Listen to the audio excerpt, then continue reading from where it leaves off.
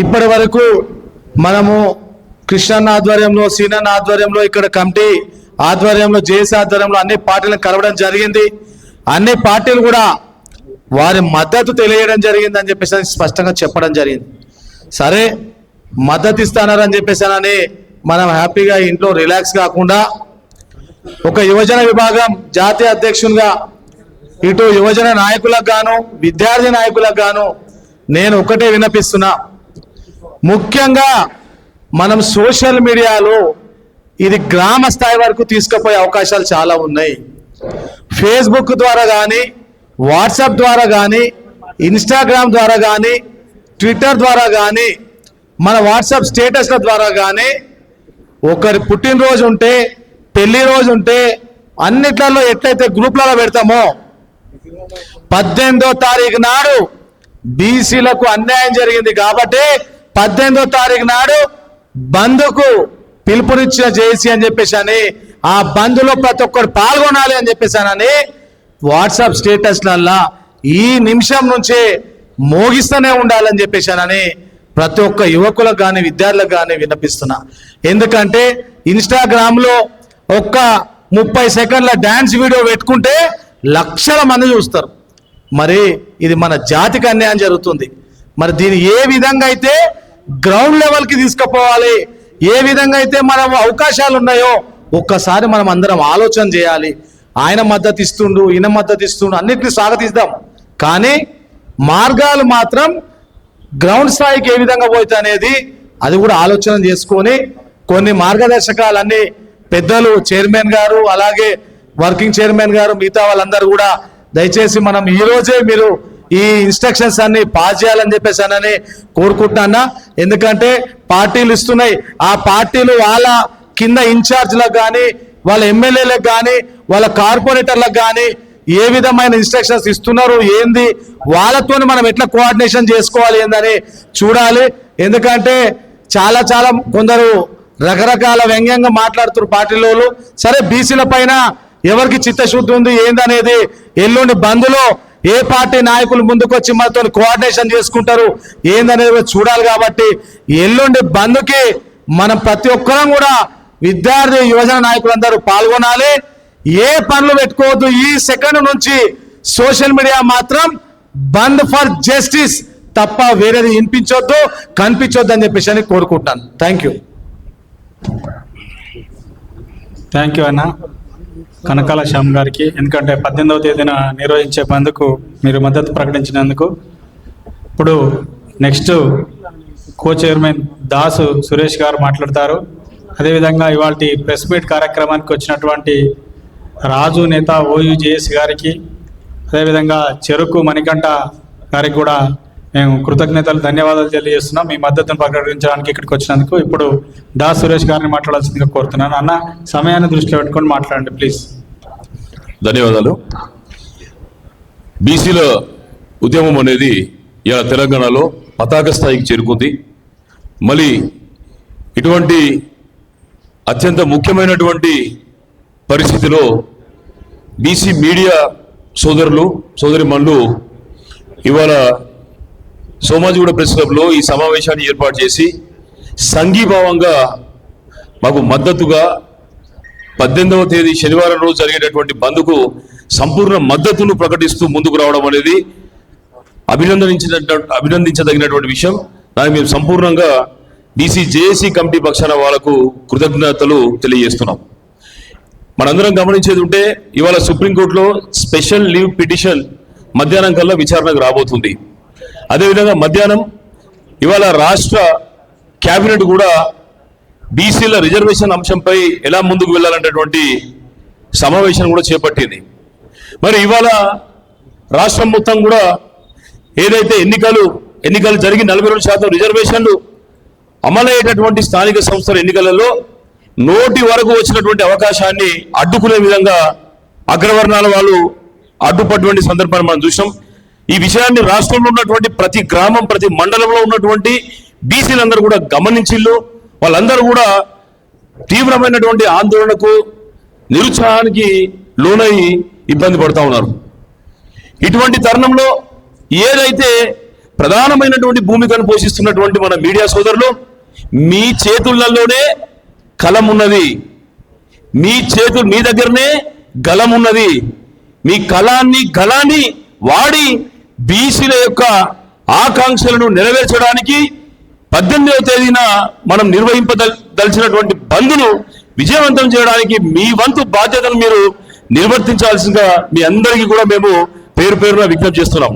తెలంగాణ ఉద్యమాన్ని మరపించే విధంగా, తలదన్నేటటువంటి విధంగా ఇవాళ బీసీ ఉద్యమం ఉధృతంగా ముందుకు పోవాల్సినటువంటి అవసరం ఉన్నది.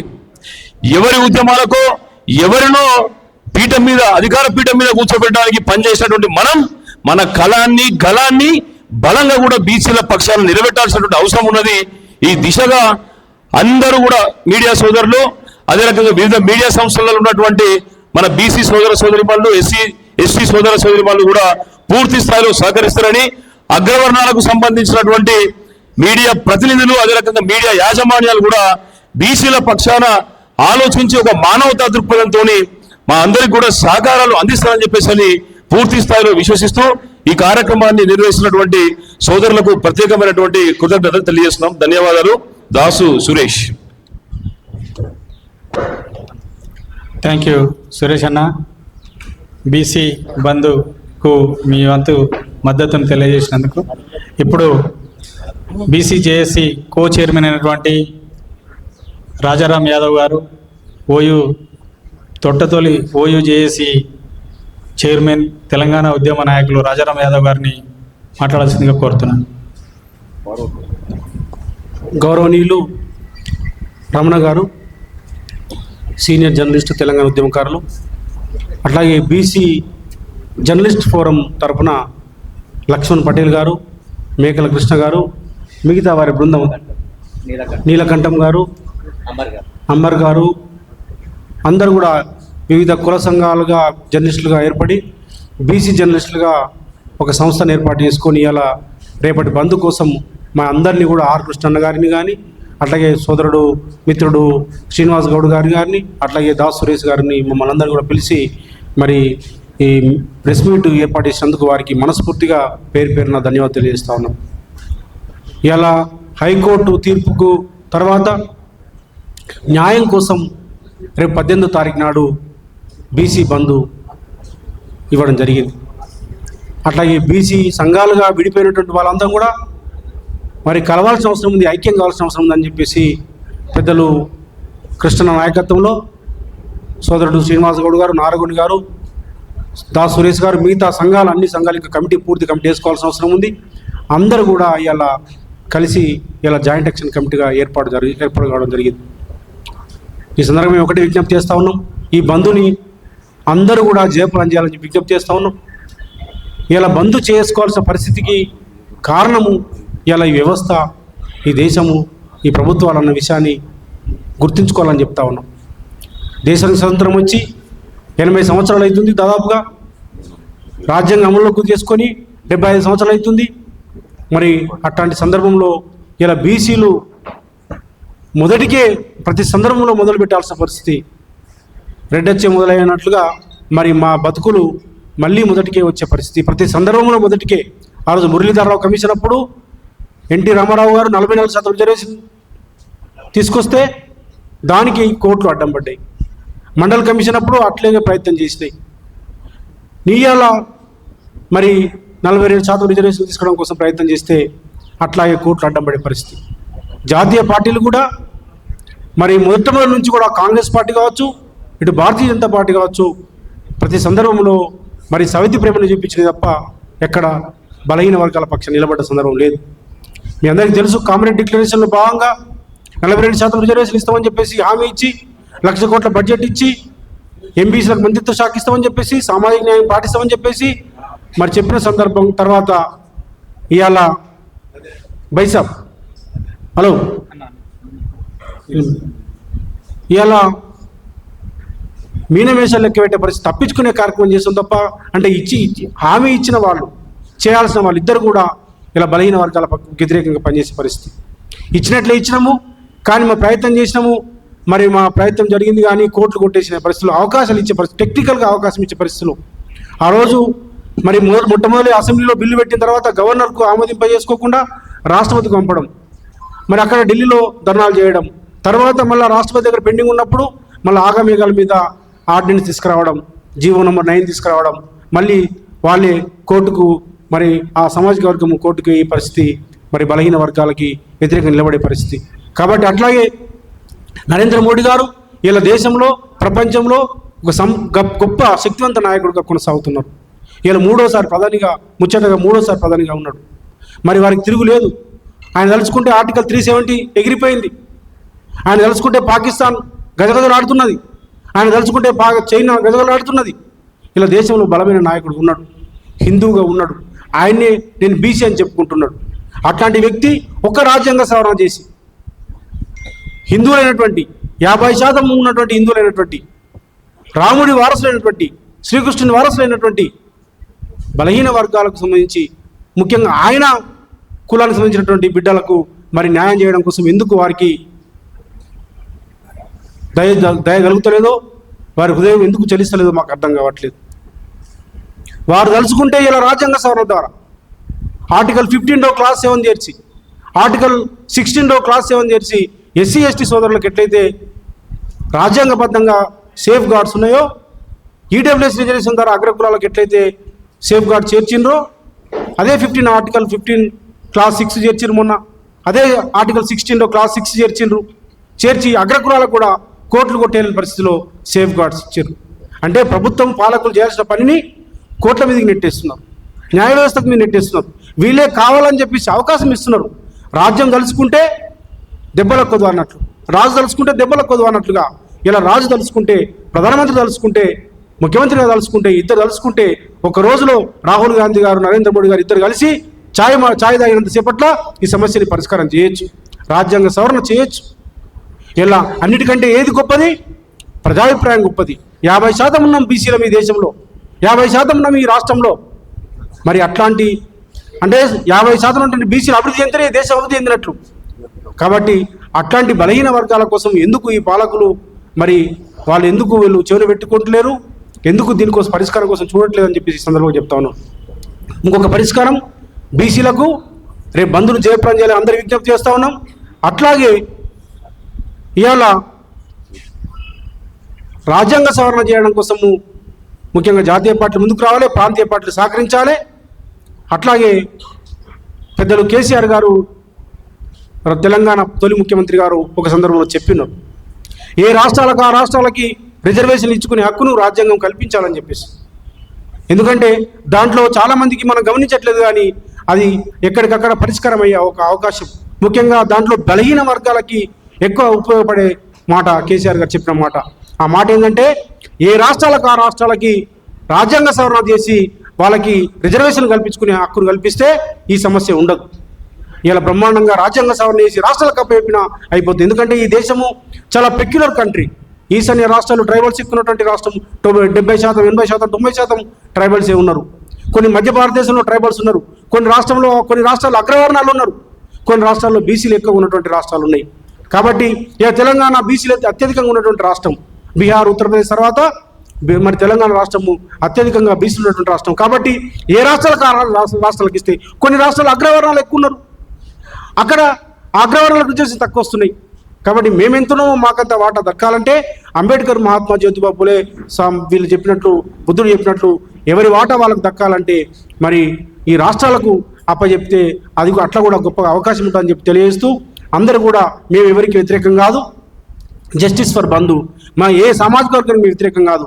ఆ రోజు ఈడబ్ల్యూఎస్ రిజర్వేషన్ తీసుకొస్తే కూడా సామాజిక న్యాయాన్ని కోరుకునే బిడ్డలుగా మేము స్వాగతించినాం.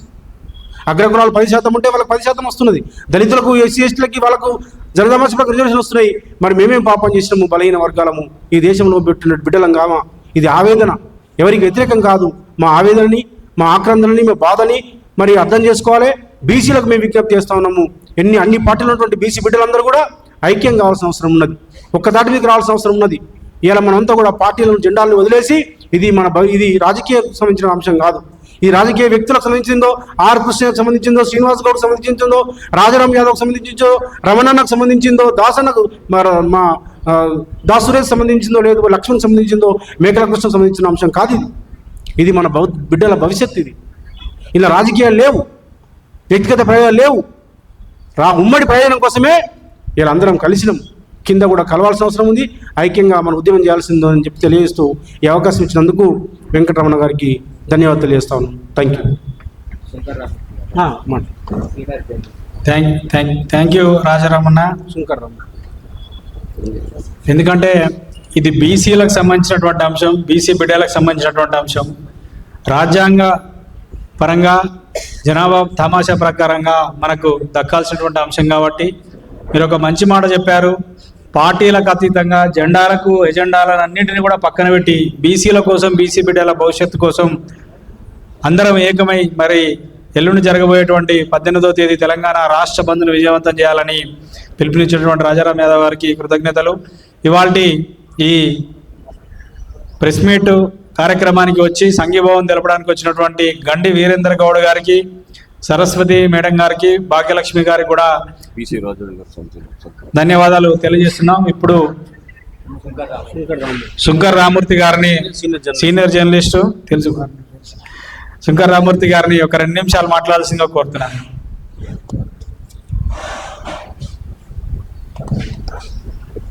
వేదికను అలంచిన పెద్దలు, వేదికలు అలంచిన పెద్దలు మన కృష్ణయ్య గారు చూస్తుంటే మేము 92లో మండల్ కమిషన్ అజిటేషన్ పార్టిసిపేట్ చేశాము. దేశమంతటా రాష్ట్రమంతటా కృష్ణయ్య జర్నలిస్ట్ అందరు కలిసి బీసీ సంఘాలంతా మేము చాలా విజయవంతంగా చేశాము. ఈరోజు 27% సెంట్రల్ గవర్నమెంట్లో వచ్చిందంటే 92లో మండల్ కమిషన్ ద్వారా అజిటేషన్ చేసి సాధించాం.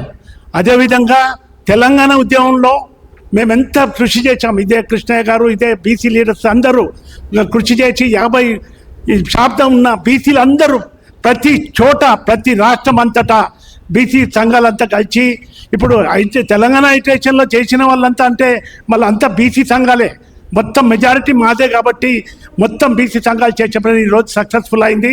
అదేవిధంగా ఈరోజు 40 దినం వచ్చింది.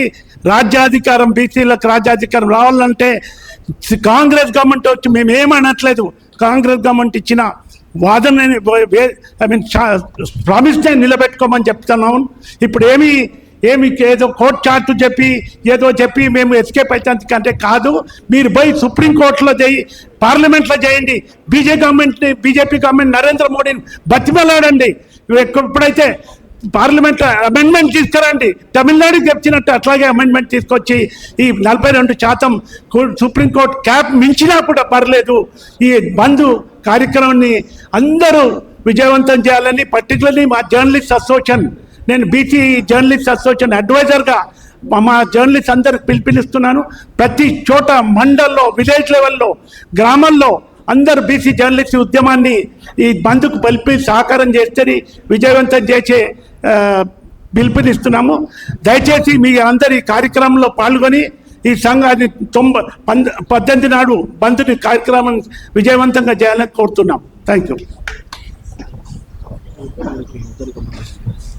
థ్యాంక్ యూ రామూర్తి గారు. ఇప్పుడు బీసీజేఏసీ వర్కింగ్ చైర్మన్ అయినటువంటి జాజల శ్రీనివాస్ గౌడ్ గారిని మాట్లాడాల్సిందిగా కోరుతున్నాను.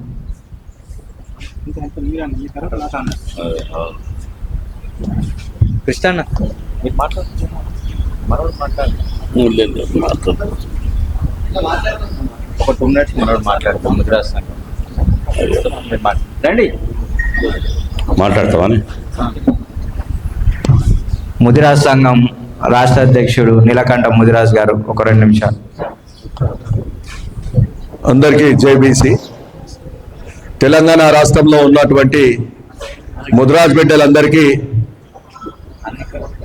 ఒక రాష్ట్ర అధ్యక్షులు చొప్పల్ శంకర్ గారు ఆల్రెడీ నిన్న ప్రెస్ మీట్ పెట్టడం జరిగిందన్న. మన ముదిరాజ్ మహాసభ ఆల్రెడీ నిన్న మా శంకర్ అన్న కూడా ఈ పిలుపుకు బంద్కు ఆల్రెడీ సంఘీభావం తెలిపిండ్రు. అదేవిధంగా తెలంగాణ రాష్ట్రంలో ఉన్నటువంటి 5,800 మంది ముదిరాజ్ జర్నలిస్టులకు తెలంగాణ ముదిరాజ్ జర్నలిస్ట్ సంఘం తరఫున ఒక బీసీ బిడ్డగా మనం ఈ నెల 18వ తారీఖున జరగవలసినటువంటి బంద్ను విజయవంతం చేసి మనం 42% రిజర్వేషన్ను దక్కించుకునే విధంగా రాజ్యాంగబద్ధంగా 9వ షెడ్యూల్లో చేర్చుకునే విధంగా అన్న ఆర్ కృష్ణ గారి ఆధ్వర్యంలో మేము పనిచేయడానికి సిద్ధంగా ఉన్నామని తెలియజేస్తూ ఈ అవకాశం ఇచ్చినటువంటి అందరి పెద్దలకు ధన్యవాదాలు. అదేవిధంగా కార్యవర్గానికి, అదేవిధంగా ఈ మీట్ దిస్ ప్రెస్లో పాల్గొంటున్నటువంటి ఆర్ కృష్ణ గారికి, అదేవిధంగా ఇవాళ రాజారాం యాదవ్ గారికి, రాజారాం యాదవ్ గారికి, అదేవిధంగా కో చైర్మన్ దాస్ సురేష్ గారికి, అదేవిధంగా కోఆర్డినేటర్ గుజ్జ కృష్ణ గారికి, అదేవిధంగా వేదిక మీద ఉన్నటువంటి కనకల శ్యామ్ కుర్మ, దేవన్న, రామూర్తి అన్న, అదేవిధంగా నందగోపాల్, మా రాజు నేత, మిగతా వాళ్ళందరికీ, అదేవిధంగా ఈ సమావేశంలో పాల్గొంటున్నటువంటి గౌరవనీయ ప్రింట్ మీడియా మిత్రులు, ఎలక్ట్రానిక్ మీడియా మిత్రులకు హృదయపూర్వకంగా ధన్యవాదాలు.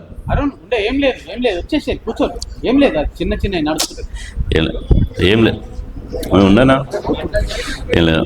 ఈరోజు ఈ మీట్ ది ప్రెస్ కార్యక్రమాన్ని నిర్వహించినటువంటి మీట్ ది ప్రెస్ కార్యక్రమాన్ని నిర్వహించినటువంటి తెలంగాణ జర్నలిస్టుల ఫోరం అధ్యక్షులు, కార్యవర్గానికి ప్రత్యేకంగా ధన్యవాదాలు. నిజంగా ఈరోజు తెలంగాణ రాష్ట్రంలో ఎవరికి అన్యాయం జరుగుతుందో, తెలంగాణ రాష్ట్రంలో ఎవరికి అన్యాయం జరుగుతుందో మీకు అందరు తెలుసు. స్పష్టంగా ఇవాళ మా సోదర ఎస్సీలకు జనాభా ప్రకారం రిజర్వేషన్లు ఉన్నాయి. అదేవిధంగా అగ్రవర్ణాలకు కూడా జనాభా ప్రకారం రిజర్వేషన్ ఉన్నాయి. జనాభా ఉండి కూడా రిజర్వేషన్ లేనటువంటి వాళ్ళు ఈ దేశంలో కానీ ఈ రాష్ట్రంలో కానీ కేవలం బీసీ సమాజం మాత్రమే. మరి ఈ బీసీ సమాజానికి ఇంత అన్యాయం ఒక్కరోజా, 2 రోజులా, 3 రోజులా కాదు, 80 సంవత్సరాలుగా అన్యాయం జరుగుతుంది. 8 దశాబ్దాలుగా బీసీలకు అన్యాయం జరుగుతుంది. ఈ అన్యాయాన్ని సరిదిద్దడానికి ఇవాళ కేంద్ర రాష్ట్ర ప్రభుత్వాలు చొరవ చూపించవలసినటువంటి అవసరం ఉంది. అందుకోసమే బీసీ సంఘాలుగా మేము దశాబ్దాలుగా కులగణన జరగాలి, కులగణన జరిగిన తర్వాతనే ఇలా రిజర్వేషన్లు పెంచాలి, ఆ రిజర్వేషన్ పెంచిన తర్వాతనే స్థానిక సంస్థల ఎన్నికలు నిర్వహించాలని చెప్పి మేము పోరాటం చేసినాం. చాలా మందికి తెలియని విషయం ఏంటంటే రాష్ట్ర ప్రభుత్వం ఇటీవల జీవో నెంబర్ 9 విడుదల చేసింది. ఈ జీవో నెంబరు 9 ఇది రాత్రికి రాత్రే వచ్చినట్టు, ప్రభుత్వం ఎలాంటి ఎక్సర్సైజ్ చేయకుండా, చట్టబద్ధమైనటువంటి ఇవాళ ప్రక్రియ చేయకుండా జీవో వచ్చినట్టు మాట్లాడుతున్నారు. ఇవాళ ఎన్నో పోరాటాల ఫలితమే, ఎన్నో త్యాగాల ఫలితమే రాష్ట్ర ప్రభుత్వం జీవో నెంబర్ 9 విడుదల చేసింది. మరి ఈ 9ని ఎవరు ఇవాళ కోర్టులో సవాల్ చేస్తూ 9 మీద ఎవరు కోర్టుకు వెళ్ళిర్రు? ఈ 9 మీద 100% ఇవాళ రెడ్డి జాగృతి అనేటువంటి ఒక రెడ్డి జాగ్ ఇవాళ హైకోర్టు పోయి ఈ రిజర్వేషన్లను ఇవాళ వ్యతిరేకిస్తూ, ఈ రిజర్వేషన్లను ఇవాళ బీసీ రిజర్వేషన్ల నోటికాడు ముద్దను గుంజుకోవడానికి రెడ్డి జాగృతి ఇవాళ మమ్మల్ని అన్యాయంగా హైకోర్టును వేదిక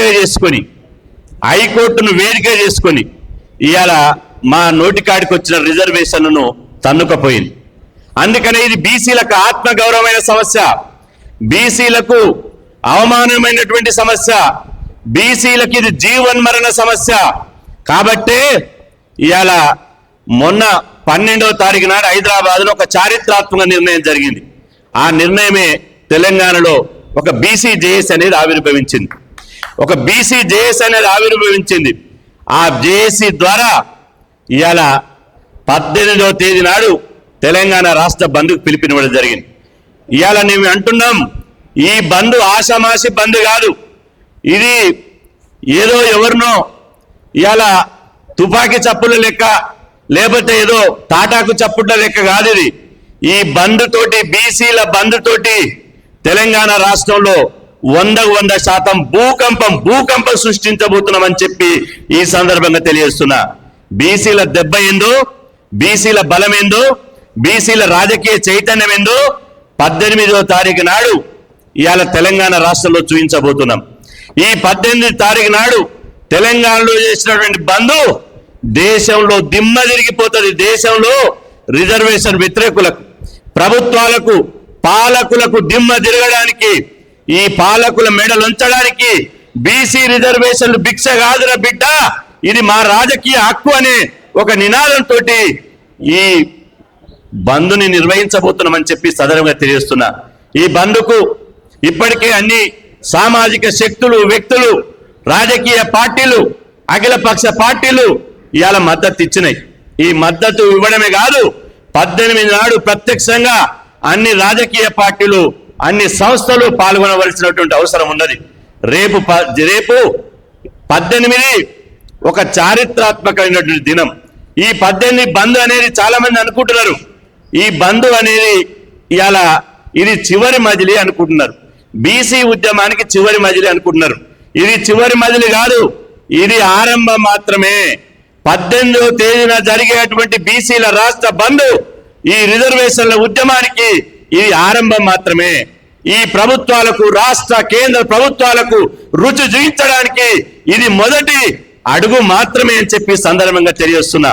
ఈ రోజు బీసీలకింత అవమానం జరుగుతుంటే చీము నెత్తురు ఉన్నటువంటి ఏ బీసీ బిడ్డ బంద్లో పాల్గొనకుండా ఉండొద్దు. 2.5 కోట్ల మంది బీసీలు ఇలా రోడ్ల మీదకి రావాల్సినటువంటి అవసరం ఉన్నది. 2.5 కోట్ల మంది బీసీలు రోడ్ల మీదకి వస్తేనే ఇలా బీసీల యొక్క రేపటి భవిష్యత్తు, మన బీసీ బిడ్డల భవిష్యత్తు 42% రిజర్వేషన్లు ఓన్లీ రాజకీయ రంగంలో కాదు, విద్యా ఉద్యోగాల్లో కూడా ఇవాళ 42% దక్కే అవకాశం ఉంటది. తెలంగాణ ఉద్యమంలో ఒక నినాదం ఉండే, ఆవరే దక్కా తెలంగాణ పక్క అన్నారు. ఇప్పుడు చెప్తున్నాం, బీసీ ఉద్యమంలో ఈ జేఏసీ ద్వారా ఆవరేకు పక్క 100% రిజర్వేషన్లు పెంచుడు పక్క, రాజ్యాంగ భద్రత కల్పించడు పక్క. ప్రజాస్వామ్యంలో పోరాటం చేస్తే, ఉద్యమాలు చేస్తే ఎవరైనా తలొగ్గవలసినటువంటి అవసరం ఉంటది. మేము అడుగుతున్నాం, బీసీలు అంటే ఎందుకు అంత చిన్నచూ, బీసీలు అంటే ఎందుకు ఆ వివక్షత, బీసీలు అంటేనే ఎందుకు ఆ కుల గజ్జి అని చెప్పి మేము అడుగుతున్నాం. నేను అడుగుతున్నాను, ఆయన రెడ్డి సమాజం నుంచి, రెడ్డిలకు మేము 100% వ్యతిరేకం కాదు, ఒక సమాజాన్ని విభజించదలుచుకోలేదు. కానీ ఇవాళ కమ్మోళ్ళు కోర్టు పోలేదు, వెలుమోళ్ళు కోర్టు పోలేదు, వైశ్యులు కోర్టు పోలేదు, బ్రాహ్మణులు కోర్టు పోలేదు. మరి రెడ్డి జాగృతికి ఎందుకు అంత బీసీల మీద తీట అని నేను అడుగుతున్నా. మీకున్న కులగజ్జ ఏందని అడుగుతున్నా. మా నోటికాడి ముద్దను గుంజుకొని బీసీల తినే కంచంలో మన్ను పోసిరు బిడ్డ, మీరు బీసీల తినే కంచంలో మన్ను పోసిర్రు. మిమ్మల్ని వదిలిపెట్టే ప్రసక్తి లేదు. తెలంగాణ రాష్ట్రంలో ఈ రెడ్డి ఆధిపత్య దొరల పటేళ్లను మేము ఖచ్చితంగా రాజకీయ శత్రువులుగా ప్రకటిస్తున్నాం. మాకు రావాల్సిన వాటాను గద్దొచ్చి కోడిపిల్లని తనకపోతే మేము చూస్తూ ఊరుకుంటామా? మీరు రెడ్లందరూ వివిధ పార్టీలు ఉన్నటువంటి రెడ్లందరూ ఐక్యమైతే మేము అన్ని సంఘాల్లో ఉన్నటువంటి బీసీలం ఐక్యమైనాం. కదిలింది బీసీ దండు, ఖబర్దార్ రిజర్వేషన్ వ్యతిరేకులారా, కాసుకోండి. 18 నాడు లక్షల మంది రోడ్ల మీదకి వస్తున్నాం. ఎవడాస్తాడో చూస్తాం, ఏం చేస్తారో చూస్తాం. మా జీవన మర సమస్య 100% ఈ సమాజంలో బీసీ రిజర్వేషన్లు ఎవడిచ్చేటువంటి భిక్ష కాదు, ఎవడి దయాదాక్షణలతోటి మాకు రిజర్వేషన్లు వద్దు, ఎవడి జేబు సంస్థ కాదు. 100% ఇది మా జన్మ హక్కు అనే విషయాన్ని గుర్తుపెట్టుకోవాలని చెప్పి ఈ సందర్భంగా తెలియజేస్తున్నా. ఇది మా జన్మ హక్కు కాబట్టే ప్రాణాలకు తెగించి అలా ఉద్యమ పిలిపించడం, అన్ని త్యాగాలకు సిద్ధపడే పిలిపించడం. ఎంతమందిని అరెస్ట్ చేసుకుంటారో చేసుకోండి, ఎన్ని లక్షల మంది జైళ్ళలో పెట్టుకుంటారో పెట్టుకోండి. 2.5 కోట్ల మంది రోడ్ల మీదకి వస్తే మీకు పోలీస్ స్టేషన్లు సరిపోవు, జైళ్లు సరిపోవు. ఇవాళ నేను అంటున్నా, అడగాల్సినోడేమో అడగడు, చేయాల్సినోడేమో చేయడు. అడగాల్సినోడు గల్లీలో ఉన్నోడు గల్లీకే పరిమితం అవుతాడు, చేయాల్సినోడు ఢిల్లీలో ఉన్నోడు ఢిల్లీలో ఉంటాడు. పార్లమెంట్ ఎందుకు ఆలోచన చేయరు? కేంద్ర ప్రభుత్వం ఎందుకు ఆలోచన చేయరు? అదేవిధంగా కాంగ్రెస్ ఎందుకు? రాహుల్ గాంధీ గారు 243 మంది పార్లమెంట్ సభ్యులు పెట్టుకుని పార్లమెంట్ లో ఎందుకు కొట్లాడాడు? ఎందుకు మల్లికార్జున ఖర్గే పోయి ప్రధానమంత్రి ఇంటి ముందర కూర్చోడు? ఎందుకు రాష్ట్రపతి భవన్ ను ముట్టడించరు? ఇవాళ బీసీ ప్రధానమంత్రి అని చెప్పుకుంటున్నటువంటి నరేంద్ర మోదీ గారు బీసీ బిడ్డ అయితే బీసీ రిజర్వేషన్ల బిల్లుకు ఎందుకు ఆమోద ముద్ర వేయడు? ఎందుకు బీసీల మీద సవితి తల్లి ప్రేమ చూపిస్తాడు? కాబట్టే ఇవాళ అడగాల్సిన వాడు అడగాలి, చేయాల్సిన వాడు చేయాలి. కాబట్టి రాహుల్ గాంధీ, మోదీ గారు ఇద్దరు దీనికి బాధ్యత వహించాలి. ఈ దేశంలో 2 కూటములు ఉన్నాయి, ఒకటి ఇండియా కూటమి, 2 ఎన్డీఏ కూటమి. ఇండియా కూటమి ఎన్డీఏ కూటమి అనుకుంటే బీసీ రిజర్వేషన్ల పని ఇంతకుముందు మా రాజారాం మిత్రుడు చెప్పాడు, ఛాయ్ తాగినంత లోపు చేయొచ్చని. నేను ఛాయ్ తాగినంత లోపు అని అంటలేను, కానీ మీరు వారం రోజులు తీసుకుంటారా, నెల రోజులు తీసుకుంటారా? మా బీసీ రిజర్వేషన్ల బిల్లు మీద ఆమోద ముద్ర వెయ్యాలి. మేము అంటున్నాం, నేను చివరిగా చెప్తున్న, సమయం లేదు కాబట్టి నేను చివరిగా చెప్తున్నా, మీరు మాకు రిజర్వేషన్లకు ఆమోద ముద్ర వేస్తే సరే సరి, మా బంధుకు మద్దతు ఇస్తే సరే సరి, బీసీ రిజర్వేషన్ల న్యాయమైన పోరాటానికి మద్దతు ఇచ్చి, ధర్మ పోరాటానికి మద్దతు ఇచ్చి మా న్యాయమైన డిమాండ్లు చేస్తే పరిష్కరిస్తేనే సరే సరే, లేకపోతే ఈ బంద్ ద్వారా ఒక పిలిపిస్తాం. బిడ్డ ఒక రాష్ట్ర బందే కాదు, అగ్ర కులాలకు బీసీల ఓట్ల బంద్ పెడతాం, గుర్తుపెట్టుకోండి. ఓట్ల బంద్ పెడతాం. ఇది చాలా హిస్టారికల్ నిర్ణయం అవుతుంది. ఒకటే ఒక పిలిపిస్తాం, బీసీలారా, మనని అన్యాయం చేస్తున్నటువంటి, మనని దగా చేస్తున్నటువంటి, మోసం చేస్తున్నటువంటి ఈ అగ్రకుల ఆధిపత్యం ఉన్నటువంటి ఈ పార్టీలు మనకు అవసరమా? వీటిని బంగాళాఖాతంలో కలపాలి, వీటిని హుస్సేన్ సాగర్ లో కలపాలి. కాబట్టి 60% ఉన్నటువంటి 2.5 కోట్ల మంది బీసీలం రాష్ట్ర బంధుతో పాటు అగ్ర కులాలకు ఓట్ల బంధు పెడతామనే విషయాన్ని మర్చిపోద్దని చెప్పి సందర్భం గుర్తు చేస్తున్నా. అందుకోసం ఈ బంధు ద్వారా మీకు రాజకీయ పార్టీలకు చివరి అవకాశం ఇస్తున్నాం. మాకు మద్దతు తెలిపిరు, మీకు ధన్యవాదాలు. మాకు మద్దతు తెలిపిర్రు, మీకు కృతజ్ఞతలు. కానీ తెలంగాణలో సామెత ఉంది, అందరూ శాకాహారులే కానీ రొయ్యల మూట మాయమైపోయింది. అందరూ శాకాహారులే, రొయ్యల మూట మాత్రం మాయమైపోయింది. అందరూ మద్దతు తెలుపుతుర్రు, అందరూ బిల్లుకు మద్దతు తెలుపుతుర్రు, చట్టానికి మద్దతు తెలుపుతుర్రు, కానీ బిల్లు మాత్రం సాధ్యపడడం లేదు. కాబట్టి ఖచ్చితంగా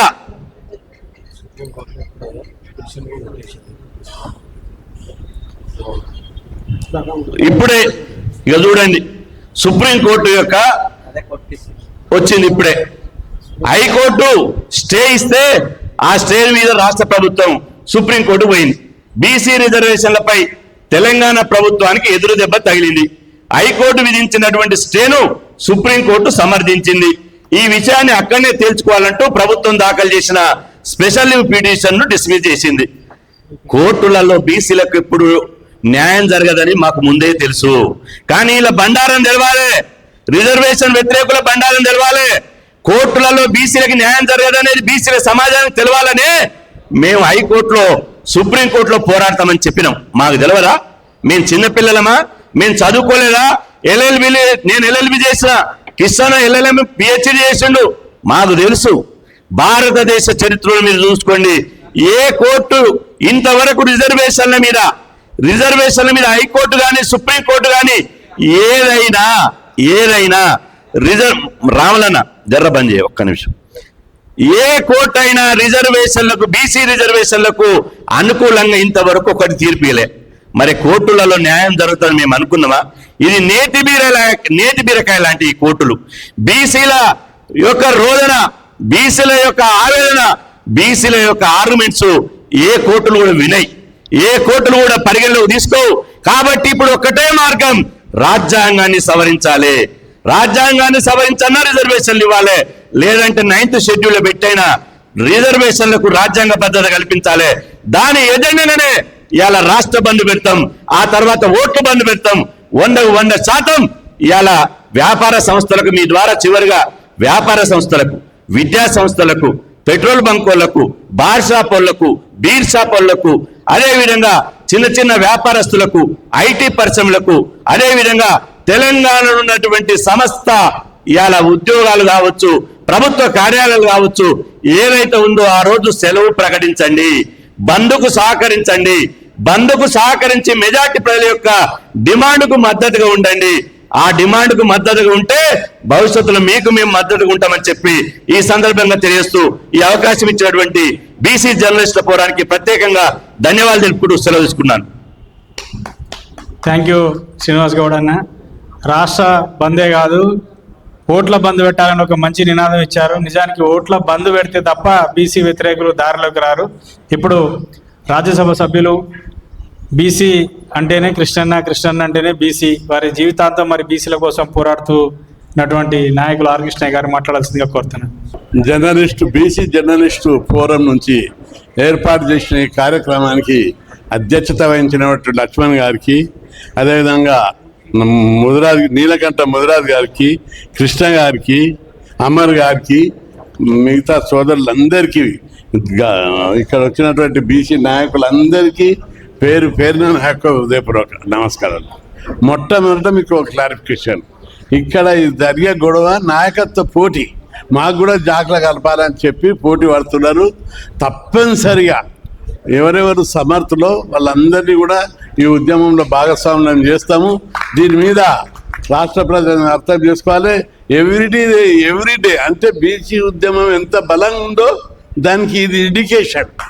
ప్రతి చోట ఇక్కడనే జిల్లాలో కూడా రోజు పోటాపోటీలు పడుతున్నారు.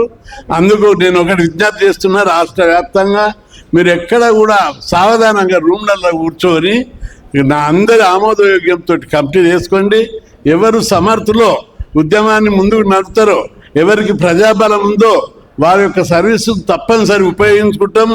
ఉద్యమం బలోపేతం కావడం మా యొక్క ఉద్దేశం. కాబట్టి ఎవరు కూడా ఇక్కడనే కాదు ఎక్కడ కూడా ప్రతి ఒక్కరి సర్వీసెస్ను, ప్రతి ఒక్కరి పోరాట పట్నం, వాళ్ళ శక్తి సామర్థ్యాలను బీసీ ఉద్యమానికి వినియోగిస్తామని ఉపయోగిస్తామని చెప్పి సభాముఖంగా నేను విజ్ఞప్తి చేస్తున్నాను. మనకు ప్రధాన శత్రువు ఎవరు? ఈ వ్యవస్థ. ఈ ఉద్యమం, ఈ బంధు ఈ నెల 18న మనం బంధు పిలిపించాం. బంధు పిలిపి ఎవరి మీద? ఏ ఒక్క పార్టీ మీద, ఏ ఒక్క వ్యవస్థ మీద కాదు, అన్ని వ్యవస్థలు, న్యాయ వ్యవస్థ, ప్రభుత్వ ఎగ్జిక్యూటివ్ వ్యవస్థ, అన్ని శాసన వ్యవస్థ బలహీన వర్గ బీసీలకు వ్యతిరేకంగా రూపొందించబడినది. ఈ సమాజ నిర్మాణం కూడా బీసీలకు వ్యతిరేకంగా నిర్మాణం చేయబడ్డది. కాబట్టి ఒక్కసారి బలమైనటువంటి భూకంపాన్ని సృష్టిస్తే వ్యవస్థ అంతా కూడా కంపించిపోవాలి. బీసీల సత్తా ఏమిటిదో చూపించాలనే అందరం, అన్ని పార్టీలలో ఉన్నటువంటి అగ్రకుల సోదరులు, మన సోదరులు ఇంతకుముందు చెప్పినట్టు మేము ఒకటి ప్రశ్నిస్తున్నాం ఈ సమాజాన్ని. ఒక కులం యొక్క అభివృద్ధి, రెడ్డి జాగృతి వాళ్ళు కేసేశారు. నేను విజ్ఞప్తి చేస్తున్నా రెడ్డి జాగృతి సోదరులకు, మీ అభివృద్ధికి మీరు పోరాడాలి.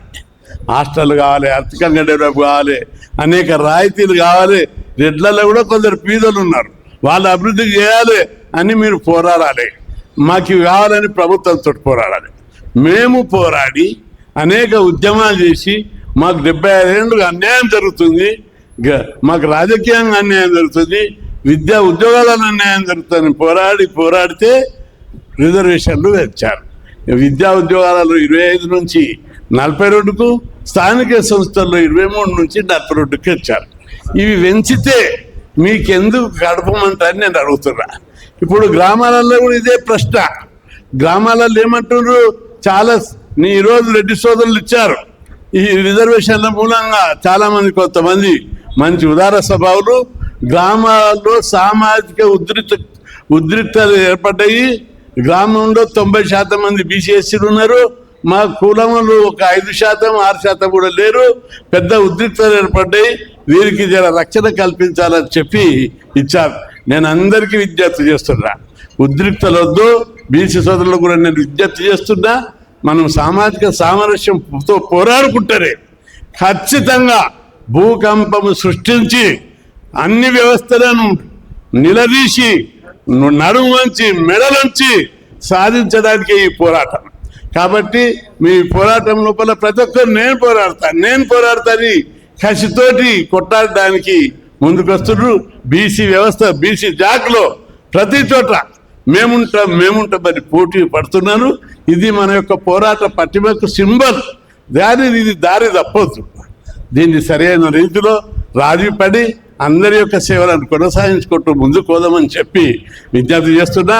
ఇక్కడ రిజర్వేషన్ల విషయం లోపల ప్రభుత్వము మనం పోరాడిన తర్వాత 42% రిజర్వేషన్లు వేస్తూ జీవో నెంబర్ 9 ఇచ్చారు.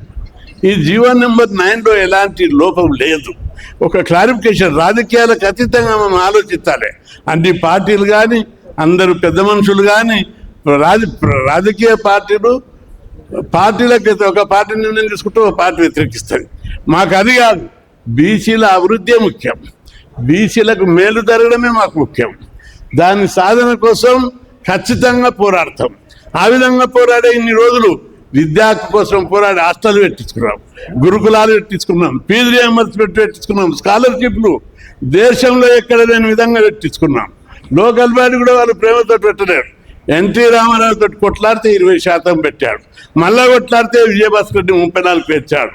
ఇవన్నీ మన బీసీల యొక్క పోరాటాల వల్ల వచ్చినాయి. అందుకే ఇప్పుడు ఈ కోర్టులు వ్యతిరేకం, ప్రభుత్వాలు వ్యతిరేకం, వ్యవస్థలో ప్రతి ఒక్కరూ వ్యతిరేకం ఉన్నటువంటి బీసీలుగా మనకు లోన్లు ఇవ్వరు, కొట్లాడి పెట్టించుకున్న ఫీజు రియంబర్స్మెంట్ ఇవ్వరు, 4 ఏళ్ల నుంచి స్కాలర్షిప్లు ఇవ్వరు, ఒక్కరికి కూడా బెనిఫిట్ కావు. అనేక రకాలుగా బీసీలకు అన్యాయం జరుగుతుంది. 76 ఏళ్ల స్వతంత్రం లోపల ఇంకా ఎక్కువ మంది పేదోళ్ళు ఉన్నారంటే బీసీలలోనే ఉన్నారు. అందుకే మనం అందరం పోరాటం చేయవలసిన పరిస్థితి ఏర్పడ్డది. కాబట్టి సోదరులందరూ విజ్ఞప్తి చేస్తున్నా, ఈ యొక్క ఉద్యమం ద్వారా ఈ సమాజం పెకలాలంటే ఉద్యమంతో భూకంపం సృష్టించాలి. తెలంగాణలో ఎటువంటి ఉద్యమం చేస్తే కేంద్ర ప్రభుత్వాలు, రాష్ట్ర ప్రభుత్వాలు కదిలి వచ్చాయో, వ్యవస్థలన్నీ కదిలి వచ్చాయో, కోర్టులన్నీ న్యాయ వ్యవస్థలు కదిలి వచ్చాయో, ఒక ప్రజా ఉద్యమం ద్వారా మాత్రమే వ్యవస్థలన్నీ కదిలొస్తాయి. ఇప్పుడు సుప్రీంకోర్టు తీర్పు ఏమని స్పెషల్ లీవ్ పిటిషన్ వేసింది, స్టే తొలగించమని. ఏమి లేని అడ్వకేట్లు వాదించారు. సుప్రీంకోర్టు ఏమన్నది, చివరకు మీరు మళ్ళీ హైకోర్టులోనే తేల్చుకోపండి అని చెప్తుంది. సుప్రీంకోర్టు స్టే దగ్గర చేయడానికి ఏం అడ్డం ఉంది? రాజ్యాంగం ప్రకారం జీవో ఇచ్చారు. ఆ జీవోకు తగ్గట్టుగా సుప్రీంకోర్టు గతంలో తీర్పులు ఇచ్చాయి. కొద్దిగానన్నా అప్లై చేసి ఆలోచించాలి కదా మీరు. న్యాయం మా వాదనను బీసీల వాదననే లేదు. రెండవది, సుప్రీంకోర్టు గతంలో ఇచ్చిన తీర్పుల ప్రకారం జనాభా లెక్కలు తీశారు. ఇన్ని తీసినాక మరి మీరు స్టే తొలగించకపోవడానికి కారణం ఏమిటిది? జనరల్గా బీసీలు అంటే చిన్న చూపు, బీసీలు అంటే లెక్కలేదు, బీసీలు అంటే నిర్లక్ష్యం. ఇది దేశంలో ఉన్న పద్ధతి. అందుకే మమ్మల్ని గుర్తించాలి. మేమంటే భయపడాలి. బీసీలు అంటే భయం లేదా? బీసీలు అంటే తమాషేనా? బీసీలు అంటే ఏంటిదో ఈ వ్యవస్థలన్నీ గుర్తించేటట్టుగా, బీసీలు అంటే ఏంటిదో ఈ సమాజం, న్యాయ వ్యవస్థ, ఎగ్జిక్యూటివ్ వ్యవస్థ, శాసన వ్యవస్థ, ప్రభుత్వాలు గజగజలాంటి స్థితి రావాలంటే ఒక్క బీసీ ఉద్యమం ద్వారా మాత్రమే సాధ్యం. నేను చాలా మందికి విజ్ఞప్తి చేస్తున్నా. చాలా మంది పెద్దలు చాదాయితంత టైంలో అయిపోతుంది అన్నారు. అయితే అది చాదావుడు కాదు, అంతకంటే తక్కువ టైంలో అవుతుంది. ఎప్పుడు ఇక్కడ పెద్ద యుద్ధ వాతావరణం ఏర్పడితే, ఇక్కడ రాష్ట్రంలో తెలంగాణలో పెద్ద బంద్ జరిగి ఉద్యమాలు జరిగి వేలాది మంది ప్రజలు రోడ్ల మీదకి వస్తే దీని ప్రభావం దేశం మీద పడుతుంది, కర్ణాటక మీద పడుతుంది, తమిళనాడు మీద పడుతుంది, మధ్యప్రదేశ్, ఉత్తరప్రదేశ్ మీద పడితే అప్పుడు ప్రభుత్వాలన్నీ గజగజలాడిపోతాయి. అప్పుడు అన్ని ప్రభుత్వాలు దిగొస్తాయి. అప్పుడు మొట్టమొదటిసారిగా తమిళనాడులో రిజర్వేషన్లు పెట్టాలని కొట్లాడినప్పుడు 3 రోజులు బంద్, మనమైతే 1 రోజు బంద్ ఇచ్చినాం. 3 రోజులు బంద్ జరిపారు. రైళ్లు ఆగిపోయినాయి, బస్సులు ఆగిపోయినాయి, విమానాలు ఆగిపోయినాయి. ఢిల్లీ వాళ్ళను ఒక్కరిని కూడా దిగనేయలేదు తమిళనాడు. అప్పుడు కేంద్ర ప్రభుత్వము దిగొచ్చి రాజ్యాంగ సవరణ చేసి రిజర్వేషన్లు పెట్టారు. అదేవిధంగా రిజర్వేషన్లు వచ్చినప్పుడు 9వ షెడ్యూల్లో పెట్టడానికి కూడా అదే రీతిలో కొట్లాడారు. మనకు అన్యాయం జరిగింది. అన్యాయం ఒకరోజు కాదు, 76 ఏళ్ల నుంచి అన్యాయం జరుగుతుంది. ఇప్పుడు అన్యాయంతో పాటు అవమానం కూడా జరిగింది. దీనితో పాటు ఈ కులాల యొక్క మనోవేదన గురి చేశారు. ఏమిరా నోటికారి అన్నం ముద్ద లాక్కున్నారు. మేమేమన్నా కష్టపడి పోరాడి తెచ్చుకుంటే రెడ్డి జాగృతి వాళ్ళు కేసేసి దీన్ని ఆపేశారు. వాళ్ళు ఎవరైనా కొట్లాడితే ఏ దానికోసం కొట్లాడతారు? మా అభివృద్ధి కావాలి, మా కులం అభివృద్ధి కావాలి. రెడ్డి జాగృతి ఏమిటి కొట్లాడాలి? రెడ్లకి ఏం కావాలో కొట్లాడాలి. మాకెందుకు అడ్డం కలిగారు? దీంతో బీసీ ప్రజలందరూ కూడా ఛాలెంజ్గా తీసుకున్నారు. కాబట్టి ప్రతి బీసీ సంఘాలు, ఉద్యోగ సంఘాలు, విద్యార్థి సంఘాలు, ప్రజా సంఘాలు ఈరోజు ఒకరికి ఒకరు పోటీ పడి మేము ఉద్యమంలో పాల్గొంటాం, మేము బంధుకు మద్దతు ఇస్తామని ప్రతి ఒక్కరు కూడా ముందుకు వస్తున్నారు. కాబట్టి ఈ ఉద్యమం ఇంతటితో ఆగదు. తప్పనిసరి ఈ సమస్యకు శాశ్వత పరిష్కారం లభించరాగా పోరాడతాం. రాజ్యాంగ సవరణ ఒక్కటే, షెడ్యూల్ 9 లేకపోతే ఇంకోటి కాదు, జనాభా ప్రకారం రిజర్వేషన్ ఇచ్చే విధంగా ఎస్సీ ఎస్టీలకు ఎట్లుంది 9వ షెడ్యూల్ లేదు. చాలా మంది పెద్దలకు అర్థం కాక తమిళనాడు ఎగ్జాంపుల్గా చూసుకొని అంటున్నారు. కానీ ఎస్సీ ఎస్టీలకు జనాభా ప్రకారం రిజర్వేషన్ పెట్టాలని ఒక క్లాజ్ ఉంది. దాంతో ఎవరు కేసేసినా ఏమీ చేసినా ఎక్కడ చెల్లుబాటు కావడం లేదు. కాబట్టి ఇక్కడ కూడా రాజ్యాంగ సవరణ ద్వారా మాత్రమే ఈ సమస్యకు పరిష్కారం అవుతుంది.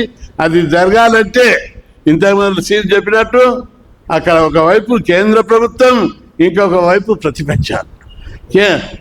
అక్కడ కేంద్రం లోపల మొన్న జరిగింది పార్లమెంట్ జరిగినప్పుడు ఇండియా కూటమికి లోకసభలో 240 మంది ఎంపీలు ఉంటారు.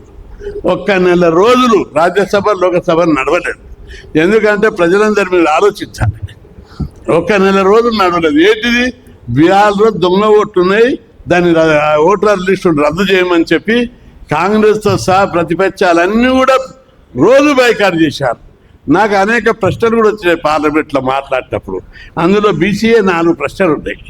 కానీ ఒక్కరోజు కూడా అవకాశం రాలేదు. బైకాట్ చేస్తున్నారు, వెళ్ళిపోతున్నారు, రోజు వాయిదా.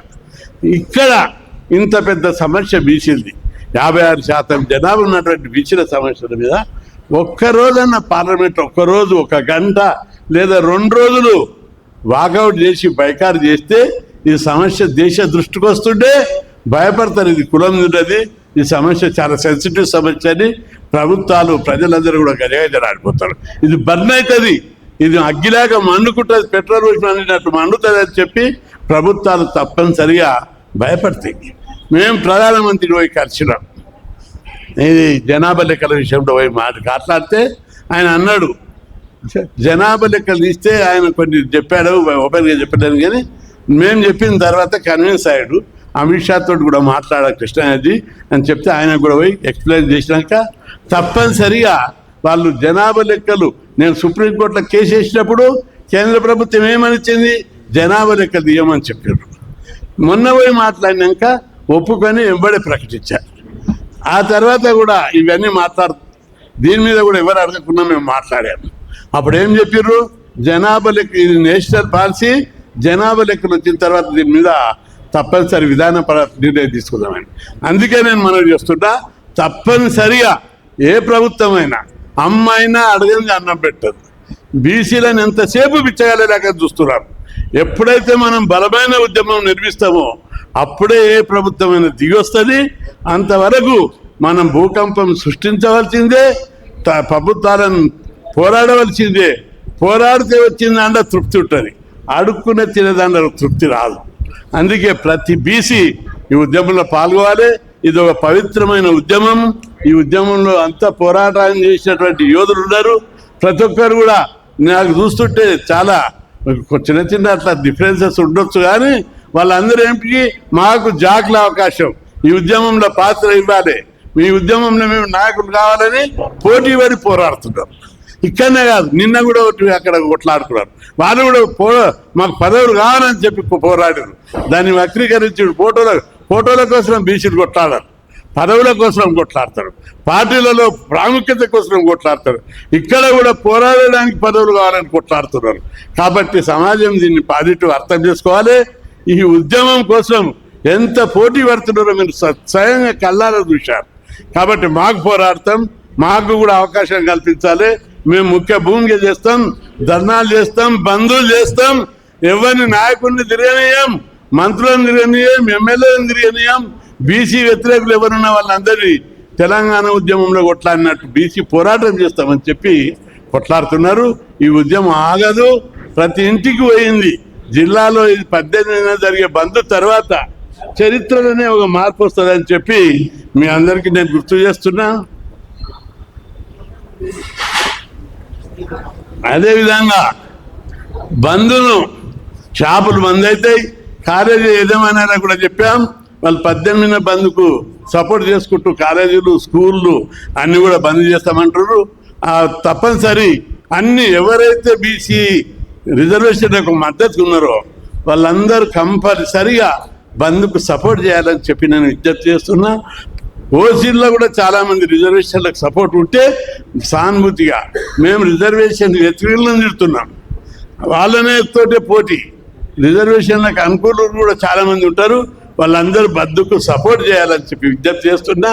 అందరూ ప్రజలందరూ కూడా బీసీ ప్రజలు, బీసీ సంఘాలు, ప్రజా సంఘాలు, రాజకీయ పార్టీల నాయకులు, బీసీ నాయకులు, ఇతర నాయకులు నిన్న మొన్న చూశారు. టీఆర్ఎస్ బీఆర్ఎస్ పార్టీ బంద్కు పూర్తి మద్దతు ప్రకటించారు, బీజేపీ పార్టీ పూర్తి మద్దతు ప్రకటించి, సిపిఐ ప్రకటించింది. తప్పనిసరి కాంగ్రెస్ కూడా అడుగుతున్నాం మీరు కూడా బంద్కు మద్దతు ప్రకటించడానికి. అట్లని బీసీ ప్రజలు ఇంట్లో కూర్చుంటే సరిపోదు, రోడ్ల మీదకి రావాలి, నిరసన చెప్పాలి, పెద్ద ఎత్తున ఈ ఉద్యమానికి మద్దతు ఇవ్వాలి, ప్రజా జీవితం స్తంభించాలి. హర్యానా ఆ జాట్లు అక్కడ బంద్ చేస్తే ఢిల్లీకి నీళ్లు బంద్ చేశారు, రవాణా సౌకర్యాలు ఎక్కడికక్కడ ఆగిపోయినాయి.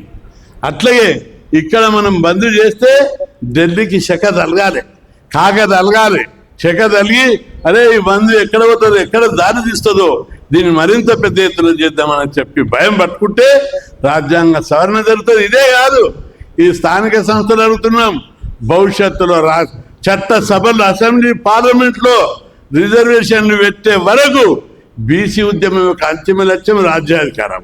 మా వాటా మాకు ఇచ్చే వరకు ఎవరిని వదిలిపెట్టాం.